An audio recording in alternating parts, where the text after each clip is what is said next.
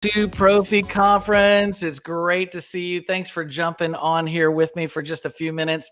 My name is Jonathan James, and I am the CEO and president of Hope Charities. And man, it is a real treat to be able to do these moments together with you online and to be able to jump in here and have conversations about things that are important to people with bleeding disorders. And this weekend, we're getting ready to do our Prophy Conference, which we're super excited about. If you haven't heard about it yet, there's still time for you to register. It's going to be March 10th. 11th and 12th. And you can also register right there on our website, hope-charities.org. One registration will let you in. We're going to be giving away tons of gift cards, a lot of great fun things that we're going to be doing, prizes and giveaways, a lot of fun.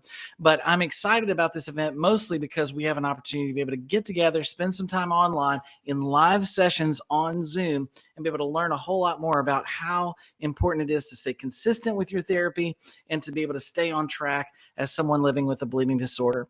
Today, I have the great pleasure of inviting a good friend of mine, Marc Lara, to join me today from MicroHealth. MicroHealth is a software that helps people to be able to manage their treatment on a regular basis. And Marc, it is great to see you. Thanks so much for joining us for Prophy Conference. It is an honor to be here, Jonathan. So thanks so much for inviting me. Yeah, it's great to see you. And I think a lot of us use MicroHealth as something that I think is a tool that's become integrated so deeply in our lives. But I'm excited about this conversation because we get a chance to really learn a whole lot about not just the software itself, but also to talk about consistency and all of how that plays into really the human element of what it means to stay and improve your health outcomes overall. So let's dive right in. People may not know you. And so for those who might be tuning in for the first time and they get a chance to see you for the first time, tell us a little bit about where you're from and where your background is and how you got involved in this whole microhealth journey. Yeah, of course. So basically, I got started because I was a researcher doing digital health research at Columbia University Medical Center in New York City. And I was seeing that we could improve health outcomes. That's like more than, almost 2 decades ago, I started doing this job, right? And consistently, I could see that digital health was going to be a tool to improve the care of patients. And so I decided to partner with somebody who has severe hemophilia A, Aaron Craig, and together we launched MicroHealth 10 years ago, building something that we thought it will be, from the patient perspective, great, and also for the healthcare professional perspective, great. And so that's how it got started. As far as where I'm from, I'm originally from Barcelona, Spain, but I'm a dual citizen, so I'm both Spanish and American. Proud to be both. That's awesome. And I think through just the last couple of years, you're back in Barcelona now as we speak. And so it's great to be joining you from across the world in this call. But that's really exciting. I really got, I'm trying to remember how long ago it was when we met, but it had to have been about 10 years ago when we first met.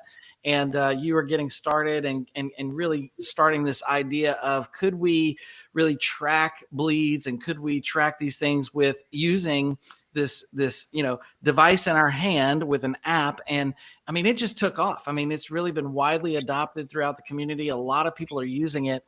So tell me a little bit about what's the latest with your journey with that and how you're excited to be continuing to unfold that, because it's something that seems like is still growing in the community, right? We're still growing, MicroHealth doesn't stop. So we're growing in two dimensions, I think. One is personalization of treatment. So one feature that we're proud to add soon is going to be a coach. So somebody who can really just beyond, I think digital is great, but I think at some point you have a problem, you need to talk to somebody, right? So Yeah. having the coach is going to be a really good complement, I think, to the digital part. The coach we're going to have is somebody who has years of experience at an HTC. She's great. He's both a PharmD and a certified health coach. So you'll be hearing about that soon. Another dimension in hemophilia is personalization of treatment. So one thing that we are doing is we're beginning to use the data in an anonymized way. So there's no way to link it to the patient, but it allows us to answer important questions, right? Like one important question, for example, is, okay, I have like so many drugs that could be, good for that patient. Which one could be actually the most powerful, right? So in Mm. here we published this research in which we presented, how we could make bleeding predictions for patients with hemophilia A using machine learning / artificial intelligence. And so we can tell you, okay, based on your characteristics and what we've learned from all of the country, this is what we think could probably be best treatment for you. So we're still working on that, and not only personalize the drug, but maybe personalize the dose and the interval, and you can add as many layers as you want, like based on the level of physical activity or other things that are of interest to you.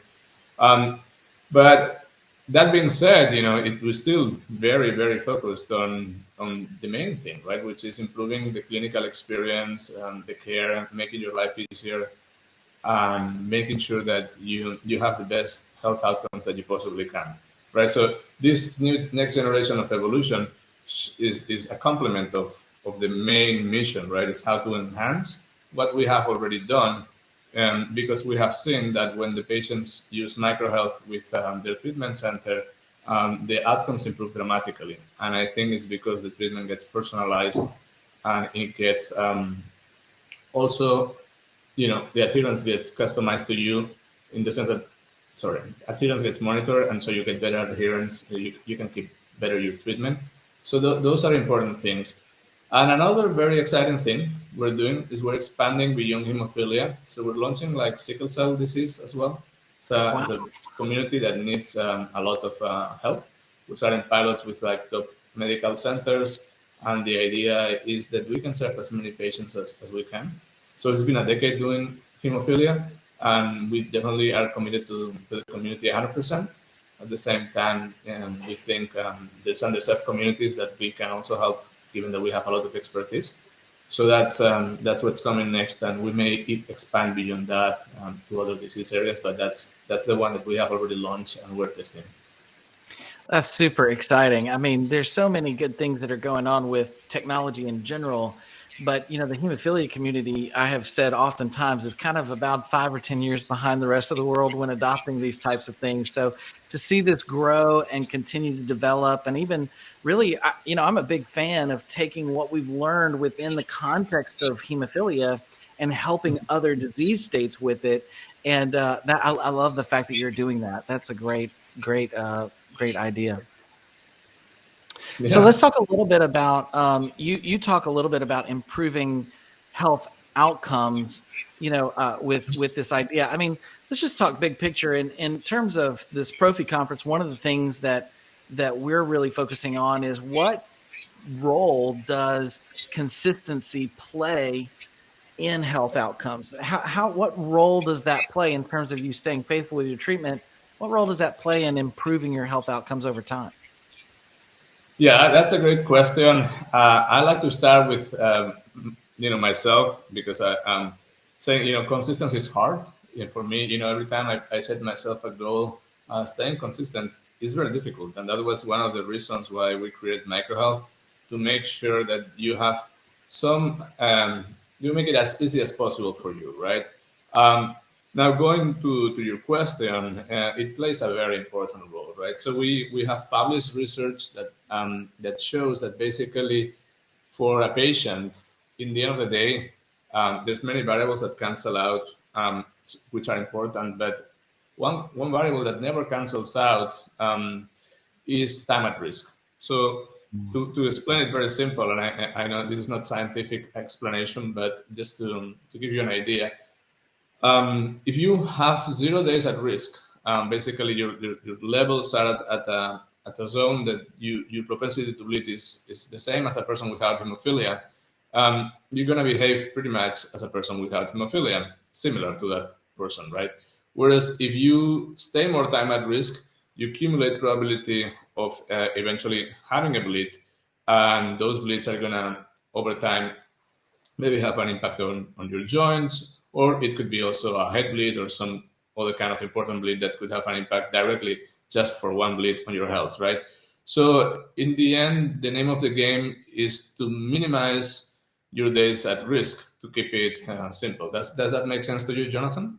Yeah, it really does. It helps to keep you covered no matter what your challenges are, whether it could be preventing a car accident type situation where you have trauma, or it could be that you're just trying to improve your joint health over time so that you don't have all those little things going on. But it is that discipline, I think, that helps us to stay at really almost a normal lifestyle. Otherwise, without it, we really end up back into a crippling disease scenario, which is what we had back in generations past, right?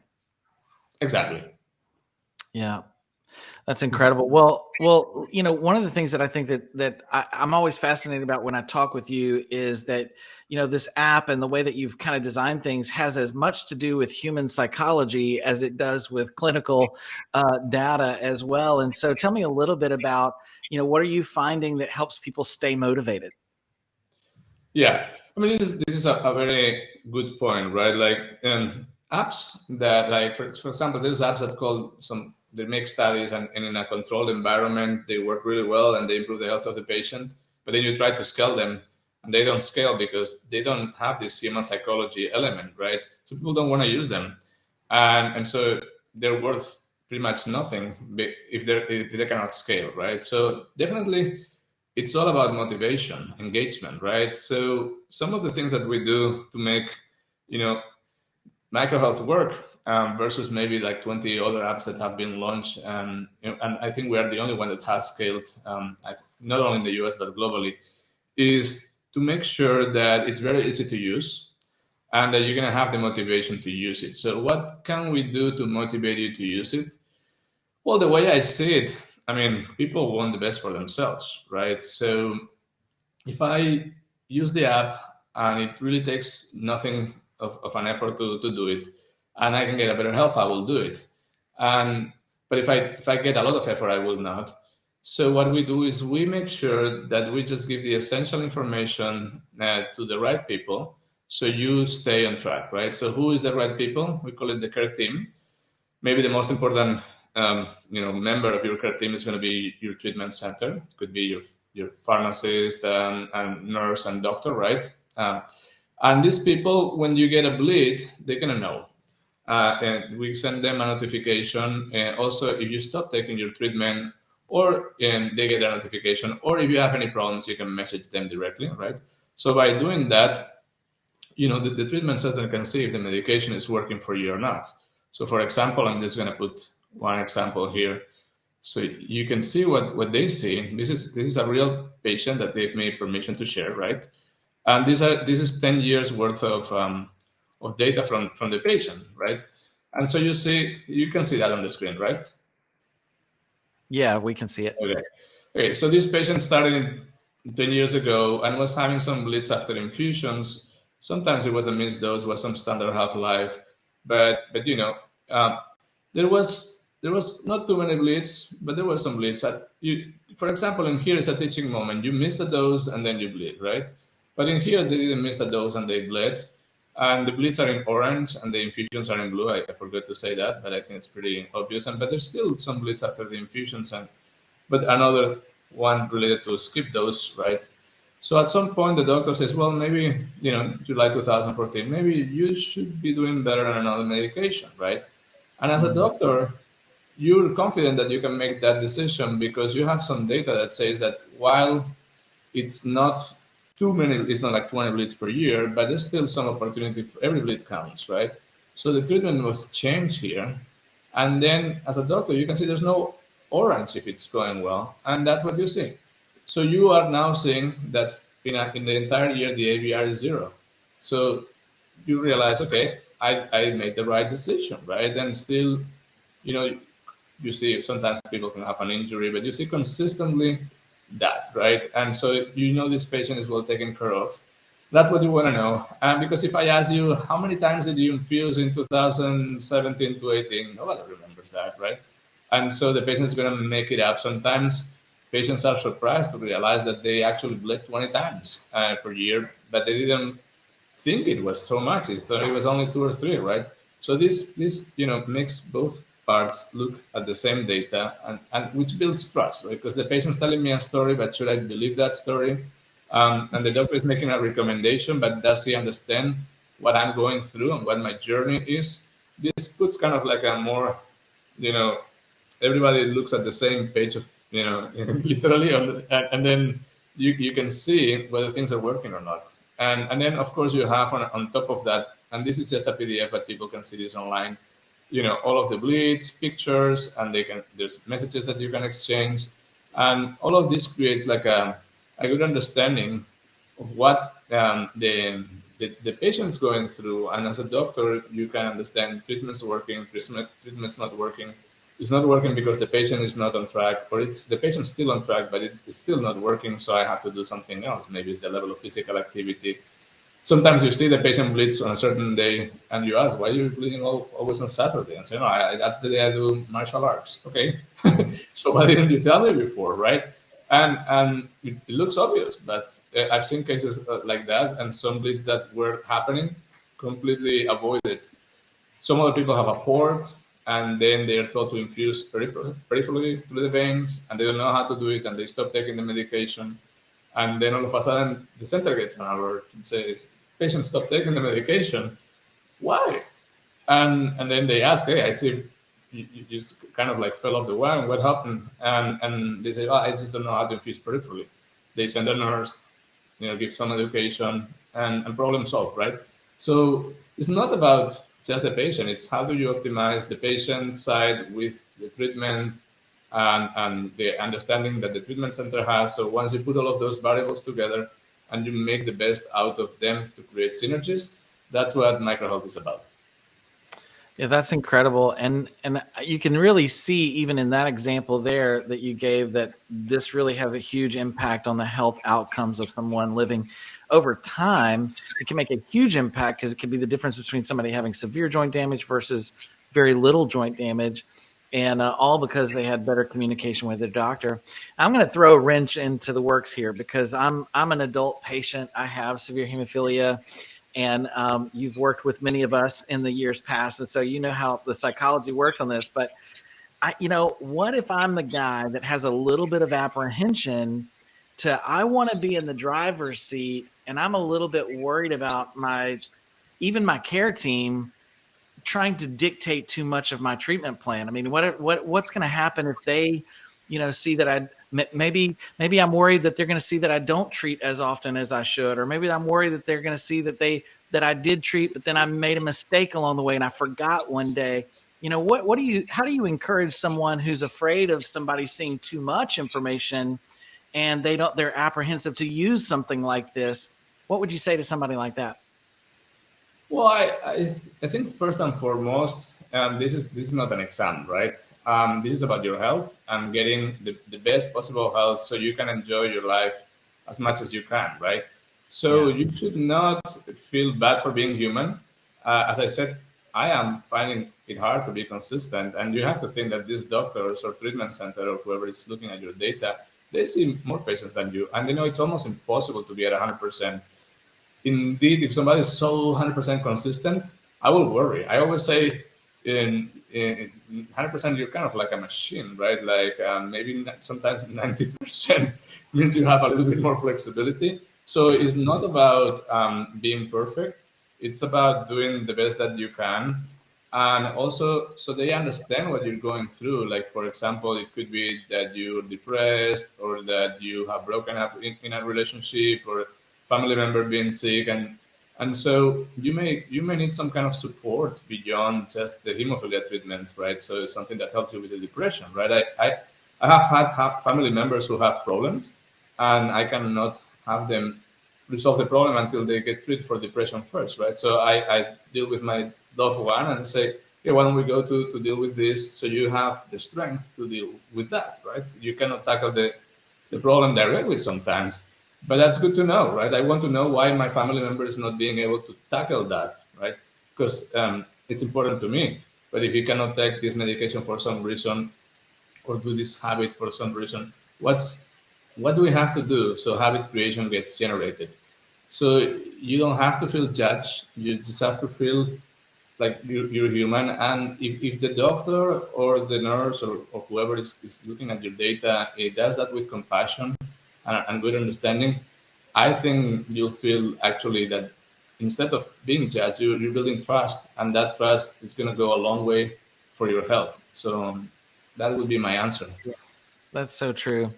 And I've seen this happen in real time. People a lot of times feel like that they're, maybe they're not winning. And sometimes it can be a real small adjustment that can make a big impact long term. And like you said, just having an extra set of eyes on your routine can really make a lot of difference. And I really appreciate your approach to that. So let me ask you this: can you walk us through what the app looks like? Because I think that the app on the phone is something that is very simple. It's very easy to use, and I would encourage anybody who hasn't used this app before to take a look at it, because I do think it's something that would be really helpful for a lot of folks out there, and I think it's a great opportunity for people to see how simple it is to use. Yes, I'm happy to show it. I know people are interested oftentimes in features, right? So people ask me about the features, and I say, well, features are in a means to an end, right? So for me, the most important features are that it's easy to use, it's user friendly, it makes you feel like gives you good karma. When you go there, you don't feel like it's a dark place, but it's a happy place. Like colors, everything, right? It's made like if I wanted to use an app, that's the kind of app I like to see. So that's what we created, and we get feedback from the community. So, and another feature to me is to improve your health outcomes, right? Now, there's technical features, right, which is another level of features. And so one very obvious one is that you can get reminders, right? So, for example, I get right now this, right? That you can see on screen my phone, right? Mm-hmm. Yeah, we can see it. Okay. So it says I get a reminder because I set up one, and so I can log an infusion. And there's two easy ways to log. For example, I have a default, so I could just log my default. Or if I have a scanner, like I don't have a scanner, but you can click on scan product at the bottom, and you just scan the product right away. Look how quick it is for me to log an infusion. I got the reminder. I just click on save, and I'm done. Right. So it took literally 1 second for me to log the infusion. Yeah, that's great. It actually looks like that you can just log your infusion with just a few seconds. It takes almost no time at all, right? Yes, indeed. And the same with bleeds. And as I was saying, you can get your reminders very fast to make sure you stay on track, which will help personalize the treatment with your doctor, as I've shown you before. And yeah, so it is really easy to use. You can send messages back and forth. You can request refills. You have a child that's managed by more than two parents who live in different locations, or you have more than two children. You can also use this for multiple people with just the same account. You can generate reports to see your progress and send those reports if you want to say you go to the ER, and so anybody can see your reports in an emergency situation if needed. So basically, it is, I'd recommend that you download it and try it out. There, you can also use it online, and some people who don't have smartphones, through the online system, there's a way to enable text messaging. And last but not least, soon we're going to launch a coach. So I encourage people to sign up for the coach. It's going to be free, and I think it's going to be great for you all. That's so wonderful. And you can also send, like you said, text messages between you and your pharmacist, or your physician can see those messages, and set reminders too, right? So that you remember to take your treatment, and in case you forget, right? Absolutely, absolutely, and they're text messages, but they're private, right? So they're encrypted, so they're secure. They don't go. The text messages I was mentioning was most for reminders for you to get your medication if you don't have a smartphone. But through the app, you can send secure messages. People find it very useful. Sometimes they want to get a tattoo and they don't know, or a piercing or something else, and they have a doubt about some physical activity. Sometimes you try to call the clinic, it's impossible, but you send them that, they can reply on their own time, and this seems to be very helpful. Indeed, the app has many, many features, but the most important thing to us is that there's been almost like 20 plus apps, at least in the US. When you see our ratings, they approach 5 star. I think it's 4.9. The number of ratings is a lot. And we are by far the most downloaded app in the hemophilia community, both in the US and I think in the world. So I think that's Wow. Yeah, and I think we have more than 15,000 downloads for a size of the hemophilia community. That's a lot. Wow, that's amazing. Well, I know it's something that so many people have used for a long time, but it's also one of those things that I think is a very useful tool that really could help, like you've said over and over again today, that could really help to improve overall health outcomes. And so I'm really grateful for the work that you've done. I know you guys have really an incredible team that you've amassed to be able to navigate these. The software. It's taken a lot to develop it, but it's also taken a lot to help make sure that you see it through in a way that makes the most sense. So, from the data science all the way to strategy and engineering and all of those things, it's an incredible team that you've put together. And so, I really appreciate the work that you've done. I appreciate the amount of energy that you put into this, the professionalism that you've put into this. And I really recommend that people use it. If you haven't used it already, make sure that you go to your app store, either the Google Play or for Android or the Apple App Store, and utilize this tool. One of the things I love that you highlighted was that sometimes it's not always a clinical issue that's at hand. Sometimes it's a psychosocial support issue that might need some help. And so by your treatment center being aware of that, sometimes they can help you with that. That's one of the things that HOPE does, is that we help people with those maybe financial assistance needs, or we help get them some additional resources. And so that's near and dear to my heart, obviously, as we support the community. So I love all of the things that you're doing to help empower and help people have better health outcomes overall by utilizing a tool like this. It's not just an app. It truly is a mechanism that really is useful for people to be able to improve their lives overall. So thank you for the work that you're doing. Thank you so much. I mean, it's been a pleasure. I think it's nice that the community has a tool that is free to use. Also, some people are, I think, concerned about data privacy. We have a very strict privacy policy. We will never share any data identifying you unless you consent to that. And I think the app has a soul, right? So it's just not designed to just gather data like I feel some other apps try. It's really designed to do the best for the patient. And so thanks so much for the opportunity for that people in the community can learn about that. If anybody has any questions, they can reach out to me directly. My email is Marc with a C at microhealth.com. Thanks so much, Jonathan. Yes, thank you, Marc, and it's great to see you. And thanks again for joining us for Prophy Conference. All right. Well, it's been a real treat and pleasure to be able to talk with Marc today and to discuss all of these things. Look, I really mean it. If you haven't had a chance to check out the app, go check it out. If you're watching this, maybe it's your family member or it's a cousin or somebody that has, make sure you encourage them to do that, because this kind of level of support is one of the things that really can improve joint health over time. We do a great event coming up in September of this year that talks about joint health. But the truth is that if you cannot if you can stay consistent with your treatment, you can really avoid having joint problems living with hemophilia today, as long as you can maintain that access to medication and you perform the consistent steps that it takes to be able to manage your health well. So thanks again to Marc and the whole MicroHealth team for all that they do. Thank you for joining us for this podcast interview, and especially encourage you to jump onto the website. If you haven't had a chance to register yet, make sure you go to hope-charities.org to register right now. It's a free event. We're going to be doing a lot of fun things, playing some games, doing some giveaways. We've got $50 gift cards in every breakout session. I think there's actually some other prizes you can win along the way, some great grand prizes for people who can participate multiple times a day, up to a $500 gift card. It's going to be a lot of fun. And the best part about it is we're going to be spending time talking about how to improve your prophy performance. So that's something that's incredibly important. So some amazing speakers.